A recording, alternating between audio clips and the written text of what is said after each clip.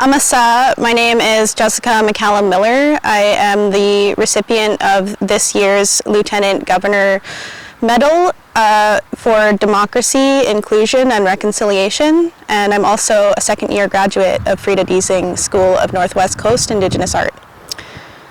I'm very excited to receive this very honorable award. It means quite a lot to our Indigenous communities that this award exists and that we have a means towards reconciliation. I believe that this award is very meaningful. Inclusion means that we as Indigenous people have a seat at the table, and it means that we are heard when we have that seat at the table. Democracy at its heart is about humanity. It's about how we treat people with respect, with kindness, with understanding. Reconciliation is outlined within the National Inquiry for Missing and Murdered Indigenous Women, and reconciliation is also outlined within all calls to action within the Truth and Reconciliation Commission of Canada. We had some very unnerving, unsettling, and disheartening news this past week about the 215 children's remains that were found outside of Canada's largest residential school in Kamloops. So for 7 generations, our children were taken from us. For 7 generations, our culture was also taken, our languages, and now we have the opportunity to thrive. Now that we have this recognition, we can find a means towards reconciliation. And I want us all to think about what that means for the next 7 generations. What do we want for our future? So for the next 7 generations, we have the opportunity to develop learning our languages. We have the opportunity to listen to our elders' stories and learn from them. Sometimes those stories can be hurtful, but we learn from these lessons. We're here to ensure that this never happens to our children again.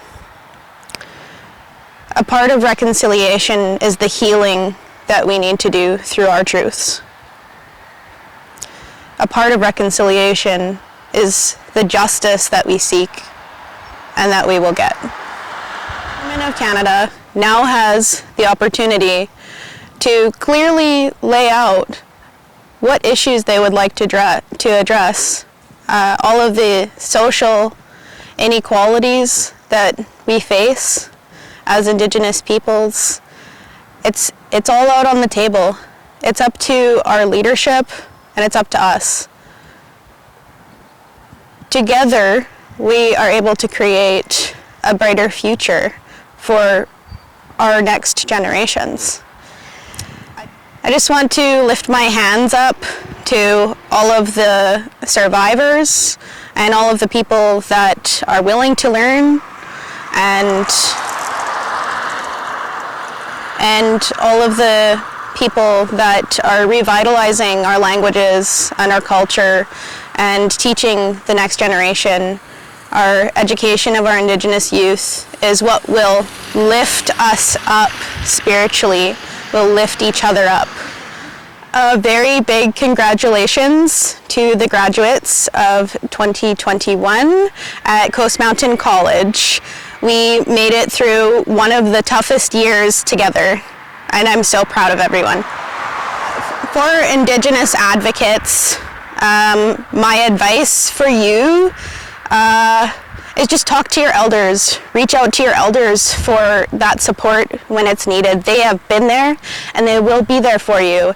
And just hold on to their knowledge. And if you wake up feeling low because of something that has happened, just know that you can always thank Creator, you can always talk to Creator, and try to cleanse yourself to keep your spirits high, and always try to do things in a very positive way.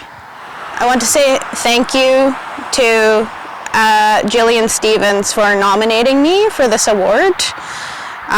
It's such a pleasure to know such a strong Nisga'a woman. Thank you, Jillian. And I would also like to thank every one of my instructors for keeping our art alive. My life has completely changed because of our sacred and ancient art form. And I would also like to thank one of my matriarchs, Gladys Radek, for always being there for me to lift me up spiritually. Ramasa. Thank you.